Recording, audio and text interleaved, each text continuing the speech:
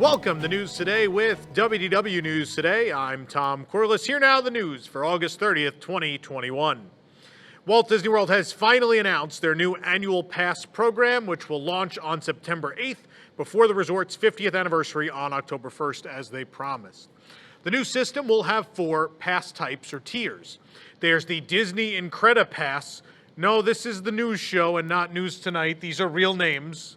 These are not jokes. The Disney Incredipass will be $12.99 plus tax, or $99 a month for 12 months after a down payment of $205 for Florida residents. The Incredipass has no blockout dates, and guests can have up to 5 park reservations at a time.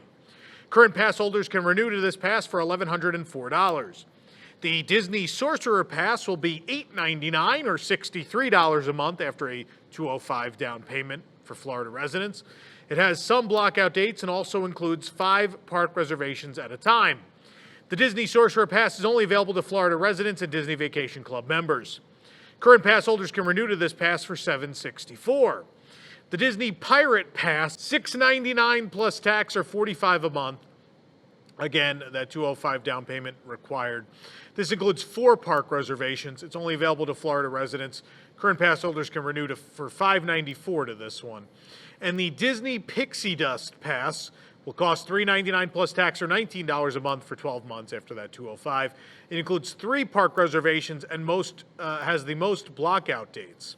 It's also only available to Florida residents. Current pass holders can renew to this one for $339. And while Florida residents, again, have all 4 options to choose from, most out-of-state guests, unless you're DVC, will have to purchase that Incredipass, the most expensive option. Again, Sorcerer Pass is available to those DVC members. The Pixie Dust and Pirate Pass is, again, only for Floridians. When it comes to the Incredipass, Florida residents will be able to pay a down payment followed by monthly installments. Everyone else, however, has to pay that full $12.99 up front. Disney also said they're adding bonus reservations to the calendar from time to time, so pass holders can make an additional park reservation without it counting against their applicable reservation hold limit. No idea how this works, but we're guessing like off-season low attendance times. Plus, of course, when pass holders stay at a Disney Resort hotel, those limits don't matter because you are entitled to a park reservation every day of your stay, just as it was before. You can also customize your pass and choose different add-on options based on your preferences, from the water parks and sports option to Disney Photo Pass downloads. These add-on options will be available for purchase with any of the 4 annual passes. They're $99 each. Oh boy. Access a new integrated calendar, which Disney says will make planning easier with enhancements to the reservation system, including, again, a new integrated calendar that lets pass holders quickly see blockout dates for each pass type, view available days, and make, modify, or cancel a reservation all in one place. Pass holder perks will include benefits including the Park Hopper option, standard theme park parking, and discounts on merchandise and dining. There will also be a few special surprises throughout the 50th anniversary celebration. And when it's time to renew, current pass holders will be able to select one of the new pass tiers. Until then, current pass holders will be able to hold more reservations at a time starting September 8th. So Platinum Plus, Platinum, and Gold pass holders, you'll be able to get 5 reservations at a time starting September 8th. Silver pass holders will be able to have 4. When the new pass system launches, we already talked about these add-ons. There's the water park sports options and photo pass downloads, which are not included with any of the passes. With water parks and sports options, guests will be able to access Walt Disney World's water parks, golf courses, and the ESPN Wide World of Sports for an additional $99 plus tax for the year, or less when renewing a pass. Guests can also add on unlimited photo pass downloads for $99 a year plus tax, or less again when renewing. Unlimited photo downloads expire 365 days after capture. And to celebrate the new annual pass tiers for Walt Disney World, current pass holders will be getting a magnet in the mail next month. The magnet reflects the updated look for the annual pass program, featuring Mickey Mouse smiling out from the Walt Disney World D logo. I know a lot of people probably want a Tom Corliss rant about the annual passes, but I think in total, it seems as though this is kind of just a price increase other than using the reservation system. This doesn't seem wildly different. Yes, water parks are an add-on now, but I always thought it was weird to only offer the water parks in the top tier because the water parks are never in as much demand as the regular parks were. So it didn't make sense to have, if you're not going to offer a block-out calendar for water parks, then it should just be a thing people can add on. Taking PhotoPass away, I think that's the one like real cheap shot in all of this for that price that Disney's like, oh, for $100 you could add PhotoPass on. That's the only thing in all of this where I sat there and I was like, oh, that's weird. Otherwise, I think it makes sense. I don't think it's really, they're not negative changes, they're price increases, and they are what they are. In total, we didn't really lose anything, so I'm not as upset as usual. So I'm sorry. I know some of you probably wanted a rant. We don't have one today. Not for this. I think it's great that annual passes are back. I know there's a lot of people that have been waiting to get back and get an annual pass. So I know they'll make those people happy. And yeah, losing PhotoPass, it is what it is. But we move on. The 2-item purchase limit that Walt Disney World previously implemented for limited edition items and recently for Halloween merchandise has now been extended to nearly all merchandise resort-wide. Often with merchandise releases at the Disney parks, the stock can be quickly cleaned out by many just called resellers, personal shoppers, all these people. It could clear out the stock of merchandise very, very quickly. These resellers deplete the stock and leave precious little for the average guest to buy, but guests will now see the signs you're looking at now throughout all Walt Disney World shops stating that the products are limited to 2 per item per guest per SKU number. So that means items of the same SKU, obviously sometimes different size shirts are different SKUs and things like that. So it'll be based on the SKU number of the item. Again, now applies to all merchandise with the exception of consumables such as food and ponchos. That's the only limit. It would be sad with ponchos if you want to buy one for your family. Just like, no, you could only have 2 ponchos and you all have to share. But no, this is great. I love that this has finally happened. It's about time. So some positive, got to give Disney some positive reinforcement for this one. They made a good change. Several items at Walt Disney World are seeing price increases between $5 and $15. And just like that, they got to put us right back down. Right back down after that. Prices are up between $5 and $15 on many items, including Loungefly backpacks and much more. The brand new scented popcorn bucket backpack jumped from $80 to $85 in a week. Ear headbands are jumping to $39.99 from $29.99, which is insane. Water bottle prices have increased as well. We saw the Monsters, Inc. bottle go from $24.99 to $29.99. So we're seeing across the board all sorts of merchandise price increases. It's that time of year. The temporary stage surrounding the partner statue of the Magic Kingdom has been fully revealed, having previously been covered in a black tarp during the day as construction was completed. The stage creates a 4-point star shape around the statue. The angled edges of the star are that iridescent color that's on Cinderella Castle and beyond for the 50th. And the 50th logo, of course, is on the front point of the star. The stage is blocked from guest access. This, of course, we assume is for the filming of the most magical story on Earth, 50 years of Walt Disney World. It's being filmed overnight. 2-hour special that will chronicle Disney World's history, airing on ABC on October 1st. How great is it that we're getting a TV special? Love it. Very excited. Recently, we've seen a lot of progress being made on Tron Light Cycle Run at the Magic Kingdom with the removal of many construction materials. But now we're seeing the light at the end of that grid tunnel as testing with the train envelope has begun. An envelope is a contraption that gets sent along the track of a ride to test the ride's safety. The wider outer rim of the envelope checks the ride's clearances. This is to ensure guests are safe. They don't bump into anything with their hands or whatever. Testing a ride with an envelope usually means you're pretty close to near the end of the construction project. Obviously, you could see from the exterior there's a lot left to be done at Tron, but this is a pretty significant step in the right direction. If there's one thing guests like to see in their Disney parks, it's the good old reliable tip board to help them throughout their day. And now guests will find another one in Tomorrowland, one with futuristic flair, next to the Coca-Cola Cool Ship. The theming fits in nicely with the rest of Tomorrowland. It evokes a strong monolithic feel with hues of blue, silver, gray, and white, reminiscent of the nearby attractions and signage and such. As usual, the boards are not only being used to give wait times for things throughout the park, but also used to keep guests in the know about current safety policies. Cinderella's Royal Table reopened for lunch and dinner last fall, but now breakfast service has returned.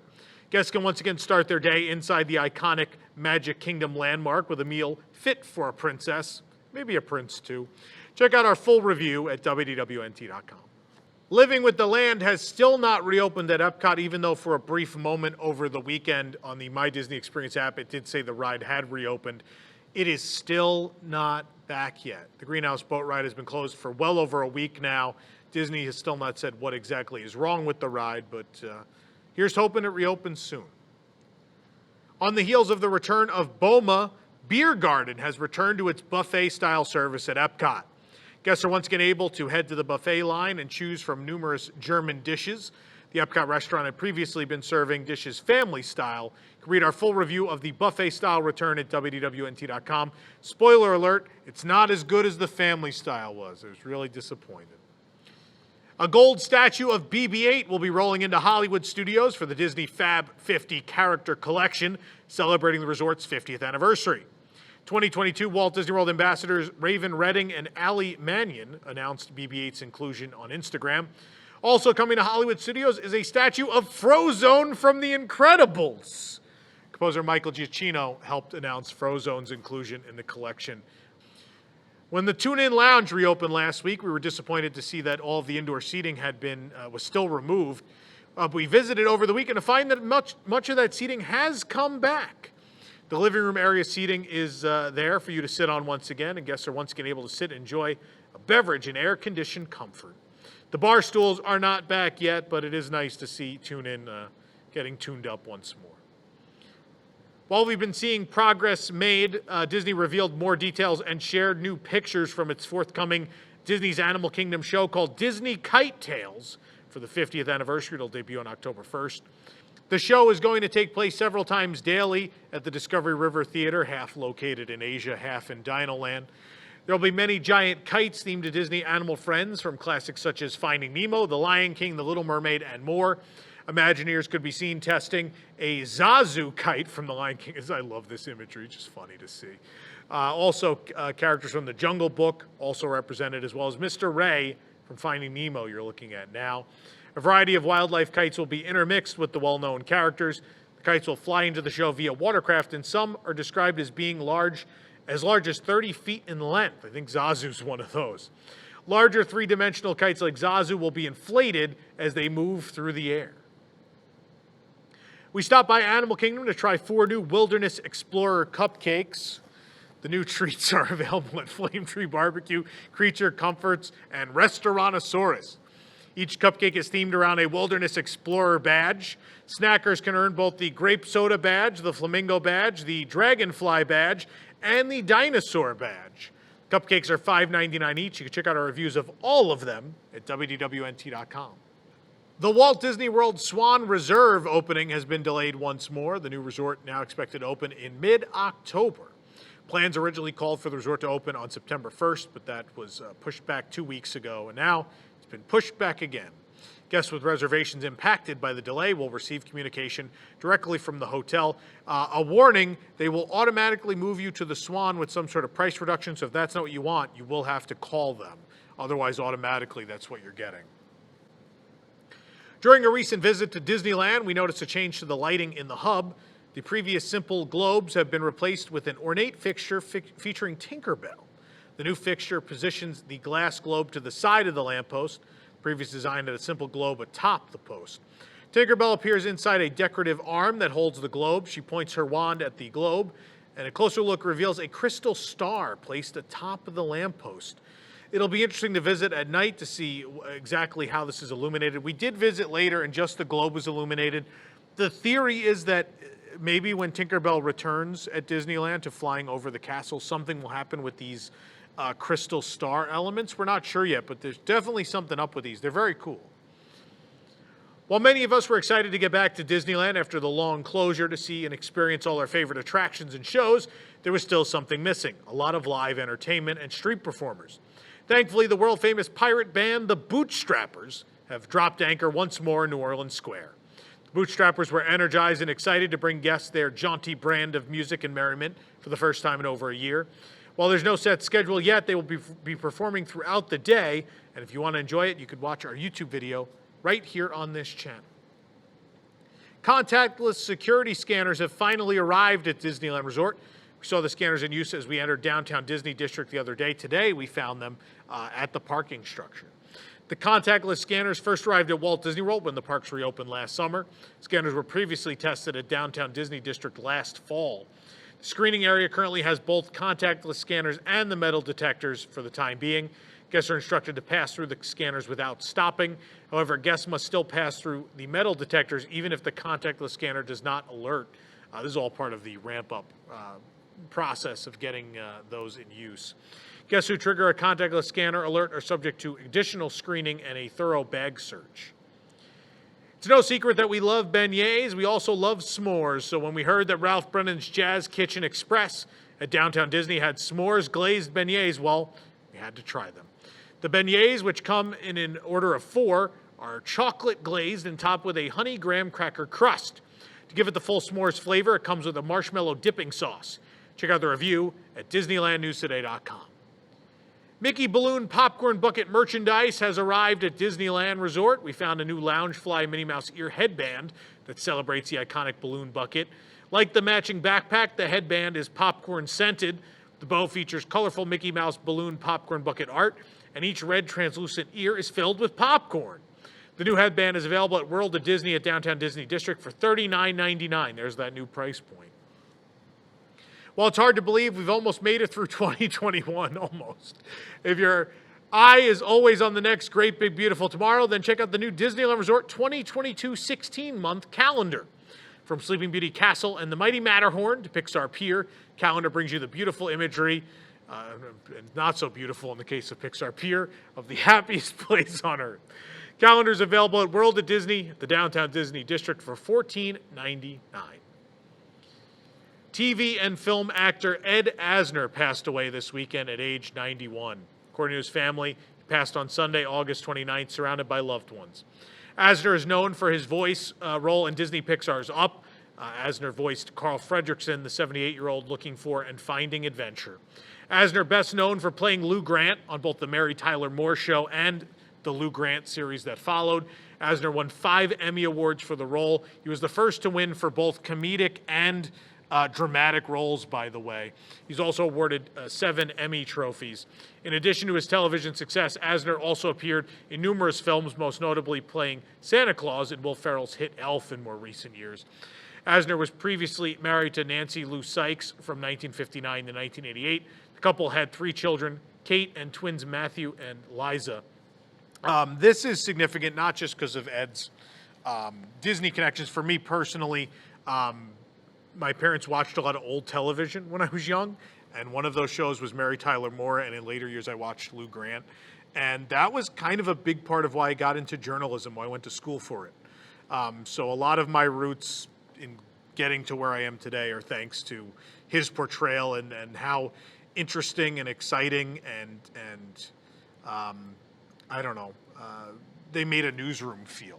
And that's why I wanted to get into that. And now we kind of, a way less serious topic than they covered on either of those programs, but a big reason why I'm here. So, Ed, thank you so much for everything. I know there are so many people inspired by all the characters Ed played throughout his career. A great man, a terrific actor. For more information on these stories and more, head on over to WDWNT.com. This program is brought to you by our official travel agent sponsor, The Vacationeer, the engineers of your next magical vacation. Sit back and let their team of vacation planning experts craft your family's next trip. The best part, their services are free. Hotel, park tickets, dining, and more. Visit WDWNT.travel for details. The Vacationeer, the official travel agency of WDWNT. If you're enjoying the show, be sure to like this video, subscribe to WDW News Today right here on YouTube for more great content, and click the bell for notifications. Also, make sure to hit select all notifications so you never miss an episode of the show. For the worldwide leader in Disney Parks news, this is Tom Corliss saying enjoy the rest of your today and have a great, big, beautiful tomorrow. Looking for the latest in Disney news on the go? Then download WDWNT the app. From news to videos to park hours and more, WDWNT the app is your one-stop shop for the latest from the Disney world. Available on iPhone and Android, just search for WDWNT in your device's app store.